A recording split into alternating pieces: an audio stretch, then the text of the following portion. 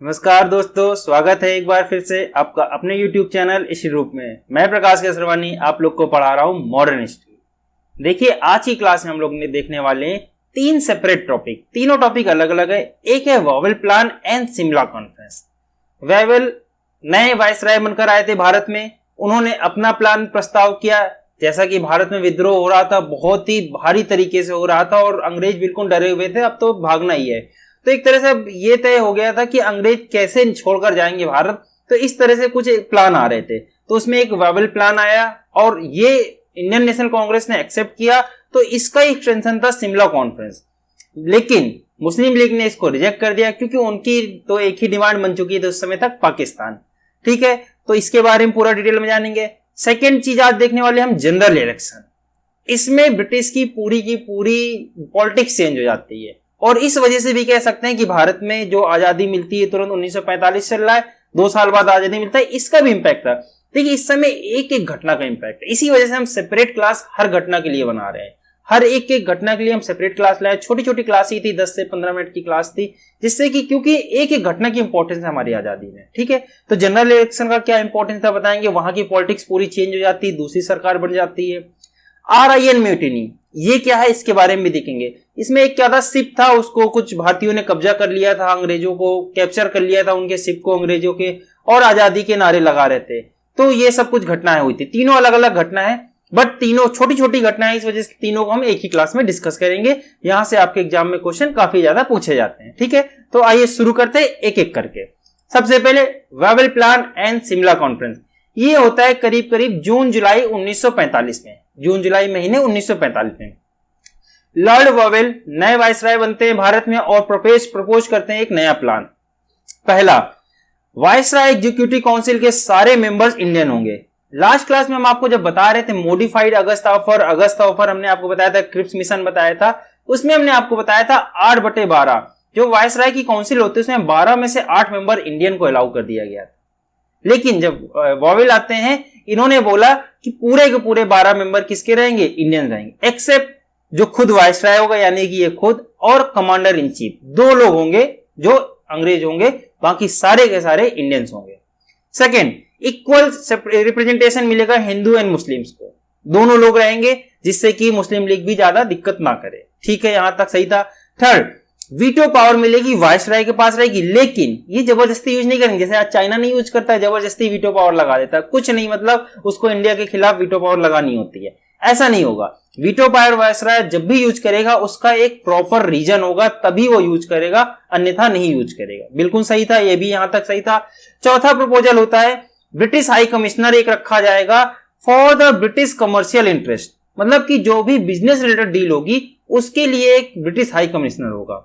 भाई, क्योंकि आजादी तो मिल जाएगी, सब कुछ तो आपको दे रहे हैं, लेकिन उनको जो बिजनेस रिलेटेड डील है, पैसा तो चाहिए ही अल्टीमेटली अंग्रेजों को, तो उसके लिए एक ब्रिटिश हाई कमिश्नर रखेंगे।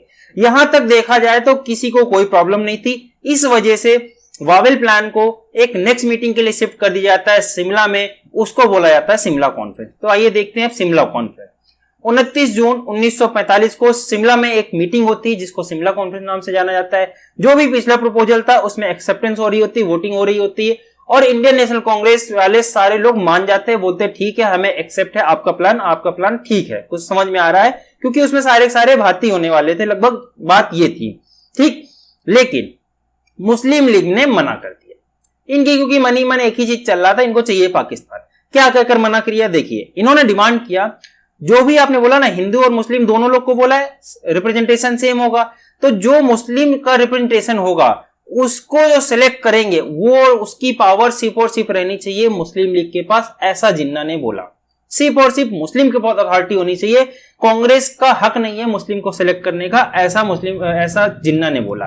पहली डिमांड। सेकेंड, कम्युनल वीटो दो।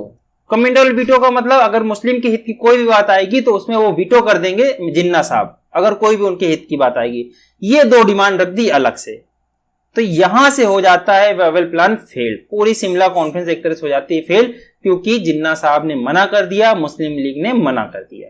तो इस तरह से ये प्लान हो गया फेल। ये था हमारा क्या, Wavell plan and Shimla conference. I hope आपको पूरा समझ में आ गया। अब हम क्या देखेंगे, जनरल इलेक्शन। जनरल इलेक्शन क्या होते हैं, जैसा कि अपने लोकसभा चुनाव होता है ना, प्रधानमंत्री जिसमें सिलेक्ट किए जाते हैं, उसको बोला जाता है जनरल इलेक्शन या आम चुनाव। अब ये होते हैं 1945 में दोनों जगह, भारत में भी और ब्रिटेन में भी, वहां भी हो रहे थे और यहां भी हो रहे थे। तो सबसे पहले ब्रिटेन की बात करते हैं, ब्रिटिश में क्या होता है।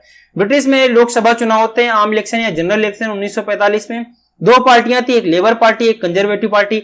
अभी तक कौन थे 1945 से पहले? Conservative party. विंस्टन चर्चिल, आपने इसका नाम कई बार सुना होगा अगर आप पिछली कुछ क्लासेस देख रहे होंगे। विंस्टन चर्चिल, इन्होंने भारत के अपोज में बहुत सारे डिसीजन सुनाए थे, जैसा कि एक था सेपरेट इलेक्टोरल, पूरा सबको अलग अलग इलेक्टोरेट दे दिया था, सारे समुदाय को, क्रिश्चियन हो, मुस्लिम्स हो, सबको, एंग्लो इंडियंस हो, सबको अलग अलग सेपरेट इलेक्टोरेट दे दिया था।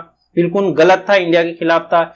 हिंदू मुस्लिम यूनिटी को भंग करने में बहुत ज्यादा रोल निभा रहे थे। तो ये सब काम ये कर रहे थे। साथ ही साथ एक काम जिसकी वजह से ये चुनाव हार जाते हैं, वो था वर्ल्ड वार 2 में हारना, इंग्लैंड को बुरी हार का सामना करना पड़ता है। तो ये हार जाते हैं 1945 के जनरल इलेक्शन में और जीत जाती है नई, पहली बार बनते हैं लेबर पार्टी के क्लेमेंट एटली, ये चुने जाते हैं नए प्रधानमंत्री वहां के। यहां से भी काफी रुख बदल जाता है भारत की पॉलिटिक्स से। क्यों? क्योंकि जो एटली थे, इनका जो रवैया था भारत के प्रति, वो इनसे कहीं ज्यादा थोड़ा कह सकते अच्छा था। वो इतने एंटी नहीं थे इंडियन, इतने एंटी इंडियन नहीं थे। तो अब ये देखिए, जब बहुमत से जीत जाते हैं, इन्होंने अपना सेक्रेटरी भेजा, सेक्रेटरी ऑफ स्टेट इंडिया भेजा, इनका नाम था पैथिक लॉरेंस। इनको भेजते हैं भारत और ये अनाउंस करते हैं भारत में जनरल इलेक्शन। क्योंकि आपको बताया था 1938 में जब वर्ल्ड वार 2 होने वाला था, उसके पहले क्या हुआ था, वर्ल्ड वार 2 में जबरदस्ती खींच रहे थे तो भारत के सारे लोगों ने पोस्ट को रिजाइन कर दिया था। सारी सीट देखी जाए खाली चल रही थी, आंदोलन चल रहे थे और सही से नहीं चल रही थी सरकार। तो यहां पर अनाउंस किए जाते हैं जनरल इलेक्शन, भारत में भी पैथिक लॉरेंस अनाउंस करते हैं। दिसंबर 1945 और जनवरी 46 कह सकते हैं, यानी 2 महीना, दिसंबर से लेकर जनवरी 1945 और 46, 2 महीने में होते हैं जनरल इलेक्शन भारत के। अब देखिए भारत के नतीजे क्या होते हैं। भारत में होती है 102 सीटों पर चुनाव। जैसे आज की अगर बात कर लिए तो आज कितने होते हैं, 542 होते हैं ना, एक अलग सीट 543 सीट होती है टोटल। अब उसमें चुनाव होते हैं तो उस समय कितनी सीट थी, 102 सीट थी। 102 सीट में जीतती है 57 सीट आईएनसी। इसका मतलब बहुमत आ गया 102 में भाई, 51 + 1 अगर कोई जीत जाएगा तो बहुमत बना लेगा। तो 57 सीट कौन जीतता है, इंडियन नेशनल कांग्रेस जीत जाती है। मुस्लिम लीग जीतती है 30 सीटें, ठीक है। अब भाई कुछ सेपरेट बात करते हैं प्रोविंस वाइज, थोड़ी आपकी इंफॉर्मेशन के लिए, इतना डीप में नहीं आपके एग्जाम में आता कि कितनी सीट किसने पाई थी, बट आपके इंफॉर्मेशन के लिए देखिए उस समय क्या हो रहा था। तो देखिए इंडियन नेशनल कांग्रेस की बात की जाए तो Madras, Bombay, central province, Odisha, Bihar, United province, मतलब मेन जितने भी इलाके हैं, मेन जितने राज्य हैं, प्रोविंस हैं, उनमें किसकी जीत होती है, इंडियन नेशनल कांग्रेस की। यहां तक कि नॉर्थ वेस्ट फ्रंटियर प्रोविंस, जो कि आप कह सकते हैं पाकिस्तान से जुड़ा हुआ एरिया है, और असम जो कि मुस्लिम मेजॉरिटी एरिया है, वहां पर भी कौन जीत जाता है, कांग्रेस जीत जाती है।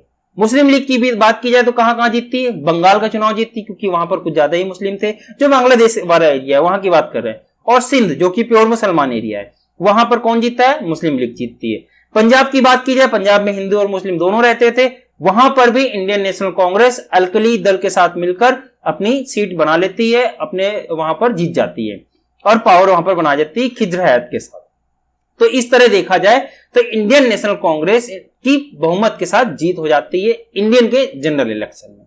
तो ये था हमारा सेकंड टॉपिक, क्या, जनरल इलेक्शन, जिसमें हमने बताया दोनों ब्रिटेन और भारत के जनरल इलेक्शन दोनों देखें। अच्छा, इसकी एक बात ध्यान दे लीजिए, आप देख सकते हैं कि पूरा जनरल इलेक्शन किसके बेस में हो रहा है, completely based on the communalism. और ये तब की नहीं, आज तक यही हो रहा है। हम लोग कॉस्टलिज्म के बेस पर, हम किस जाति के हैं उस बेस पर चुनाव अपना वोट डालने जाते हैं, ये बिल्कुल बुरी चीज है। उस समय से लेकर आज तक चली आ रही है। मुस्लिम जो थे उस समय सारे के सारे मुस्लिम लीग के साथ चले गए, और जो हिंदू थे इंडियन नेशनल कांग्रेस के साथ चले गए। चूंकि मेजोरिटी तो हिंदू की थी, इस वजह से इंडियन नेशनल कांग्रेस जीत गई। तो इस मुद्दे पर उस समय चुनाव हुए थे, ठीक। तो ये था हमारा जनरल इलेक्शन। अब हम देखते हैं अपना अगला टॉपिक, वो है RIN म्यूटिनी। तीनों सेपरेट टॉपिक है, छोटे छोटे टॉपिक है, एग्जाम में कुछ क्वेश्चन आते हैं, इस वजह से इनको हमने बताना जरूरी समझा। तो अब देखिए RIN म्यूटिनी क्या है। RIN का फुल फॉर्म है royal Indian mutiny. Royal Indian mutiny क्या है, ये एक तरह से आप कह सकते हैं ग्रुप था रॉयल इंडियन नाम से। 1946 में ये घटना होती है। ये कुछ अपने अनसंग हीरो है इंडिपेंडेंस के, आजादी के कुछ ऐसे हीरो हैं जिनका नाम आपने नहीं सुना होगा। कुछ एक ग्रुप था, उन्होंने मिलकर क्या किया था, एक जहाज को पकड़ लिया था अंग्रेजों के, जिससे वो व्यापार करते थे, आते जाते थे, उनको पकड़ लिया था। 18 फरवरी 1946 को इन्होंने एक जहाज पकड़ा जिसका नाम था HMS तलवार। HMS का फुल फॉर्म है हिंदुस्तान मरीन शिप। इसको बॉम्बे में पकड़ लिया और उसको कैप्चर कर लिया। बीसी दत्ता उसमें से एक जो क्रांतिकारी थे, उन्होंने शिप की दीवार पर लिख दिया ब्रिटिश क्विट इंडिया, अंग्रेजों भारत छोड़ो, ऐसा उन्होंने उसमें लिखा। उसके बाद आगे चलकर SMS हिंदुस्तान कराची को कैप्चर कर लिया जाता है। जो कराची आया था उसको भी कैप्चर कर लिया, HMS हिंदुस्तान कराची को। और शिप में, इस वाली शिप में क्या हुआ, इंडिया के झंडे फहराए गए, जय हिंद का नारा लगाया गया, सुभाष चंद्र बोस जिंदाबाद के नारे लगाए गए, यानी एक तरह से आजादी के नारे लग रहे थे। तो इसका एम क्या था इस ग्रुप का? इस एम का ग्रुप ये था इनका, जो इन्होंने कैप्चर किया था जहाज, और उसका सिर्फ और सिर्फ इनका एम ये था कि जो आपने पॉलिटिकल प्रिजनर आपने गिरफ्तार किए हैं, और जो INA के सोल्जर्स, आपको बताया था हमने रेड फोर्ट ट्रायल, लाल किले में कई लोग को मतलब लाया गया था, फिर बहुत सारे वकील गए थे भारत की तरफ से, जो भी आजाद हिंद फौज की जो कई लोग गिरफ्तार नहीं होते थे, हमने लास्ट क्लास में आपको बताया था, उनको रिहा करो। ये इनका एम था, ये इनका उद्देश्य था। ठीक है, इसमें देखते हैं अगर कुछ जिन्ना और जो वल्लभ भाई पटेल थे, इन्होंने इस विद्रोह को शांत कराया, क्योंकि कह रहे थे कि मतलब देखिए बातचीत चल रही है सारी हमारी, अंग्रेज एक तरह से पूरे घुटने टेकने ही वाले हैं, तो विद्रोह को बढ़ाकर अहिंसा से जब बात चल रही है तो हिंसा करने की जरूरत नहीं है, आप उनके शिप को कैप्चर कर लिए हैं। तो फिर इनकी बात मनाने के लिए जिन्ना और वल्लभ भाई पटेल जैसे नेताओं को सामने आना पड़ा, इतने बड़े लोग को, और फिर चलकर ये विद्रोह धीरे से शांत हो गया। तो ये हमारे कुछ अनसंग हीरो थे जिनकी चर्चा नहीं होती, जिनके नाम आप नहीं जानते, इन्होंने भी अपना योगदान दिया था हमारी आजादी के लिए। ठीक है, उसमें BC दत्ता का एक नाम है जो इंपॉर्टेंट, जो आपके एग्जाम में आ जाता है कई बार कि RIN म्यूटिनी से रिलेटेड इनमें से कौन से क्रांतिकारी, तो BC दत्ता उनमें से कई बार आपके एग्जाम में आया हुआ क्वेश्चन है। ठीक है, तो ये ध्यान रखिएगा।